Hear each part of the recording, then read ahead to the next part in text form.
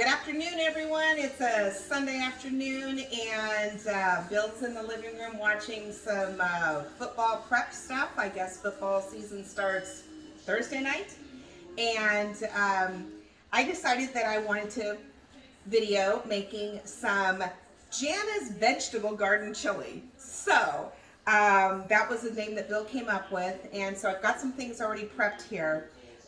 What I did was I took 2 pounds of ground uh, chili meat, and I put a little bit of olive oil in the pan, and I just put the chili meat in, and it's starting to cook. I added a little bit of garlic, salt, and pepper, GSP. Thank you. That's what my sister and brother-in-law call it. And so anyway, so I got that started. Now, what I also have is I have a ton of vegetables, hence the name Jana's Vegetable Garden Chili. So we are going to start off with, I have 1 full yellow onion. I have about a half a cup of chopped portobello mushrooms. I did not grow those. I got them at HEB. I have half of a zucchini chopped up. I have half of a yellow, half of a red, and half of an orange bell pepper, plus a poblano chili that got a little red, so it should add a little bit of heat. I have the rest of a can of olives because we had pizza, oh, listen to there, pizza for lunch, and so we had some olives on our pizza.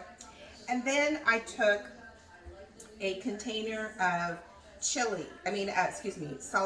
You can use your most favorite salsa, or maybe one that isn't, like your favorite, but it's great for cooking. I also have some minced garlic, and then the last thing I have is some taco seasoning. Now you can use chili seasoning, but I thought, well, I'm always looking for more of a Mexican kind of flair, so I'm going to try some taco seasoning. Now I'm going to tell you right now, I do not know what this is going to taste like, but I imagine it's going to taste very good. So I'm going to start off. I've already got my ground beef cooking, and I did that just because I wanted to get a head start, and I have a new little hot plate, and I wasn't sure if it was going to work or not. So it's in here cooking, and I'm going to scoop in, use my little bench scraper, and put in my onion, my yellow onion, and I've chopped it up. I am not a chef, okay, so I'm not a trained chef. I am not an expert, but I've tried really hard to make all of my cuts about the same size so that when it's all said and done, all of the ingredients should be about the same size. And what I did was I looked at the chili meat to kind of see how what it was going to cook down to determine what size I was going to chop everything.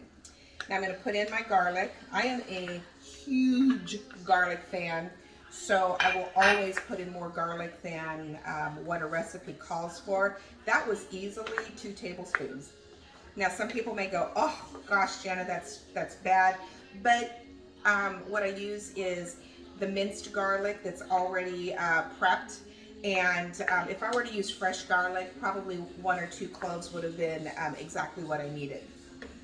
So the next thing I'm going to do is I'm going to put in my taco seasoning before I get the rest of the vegetables in, because I really want the taco seasoning to adhere to the beef, okay? So I'm going to sprinkle that in. And again, it was just 1 packet.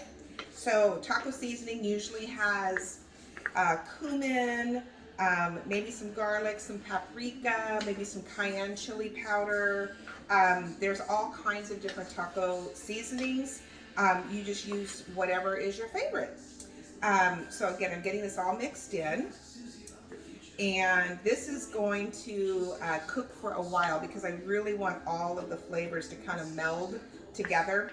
So I'm going to turn the video off while this is finishing cooking. And then my taste tester, my wonderful, handsome husband, Bill, he's looking at me, is going to taste test this for me. So the next thing I want to put in is all of my tricolor peppers plus my little bit of a red poblano. Get all those in there and mix that all in, and see how pretty it's looking. It's all different colors. Bill, would you like another piece of pizza? Yeah, get some football pizza. There you go, football pizza. See? There he goes. There he goes. Why don't you just take the whole thing, honey? Okay, so now that I have my tricolor peppers and my poblano in, I'm going to put in my half a cup of portobello mushrooms, and I'm going to put in my half of a zucchini squash. And again, this is going to, actually this idea came from my friend Stephanie Shortridge. So Stephanie, if you're watching this, this is an homage to the chili that you make and that you brought to school to share with me. And I really liked it, and I never got the recipe from you because I forgot to ask. So I'm just trying to make one on my own. So tell me how far off I am. I'm sure that there's some secret ingredients that I'm missing. So now the last thing I'm going to put in, last two things. I am going to put in my can of salsa, or jar of salsa. Actually, this was, what is it, Tito's? Is it Tito's? It's a salsa that you buy fresh in the deli. Sister Stephanie Carter, Stephanie Johnson. Tell me if that's the right name. I already threw the container out and I can't remember. And then I'm going to go ahead and put in what was left of my can of sliced olives. I love black olives. And so you can see that, yeah, they started off with about 2 pounds of chili meat, but I have added probably just as much chopped vegetables, okay?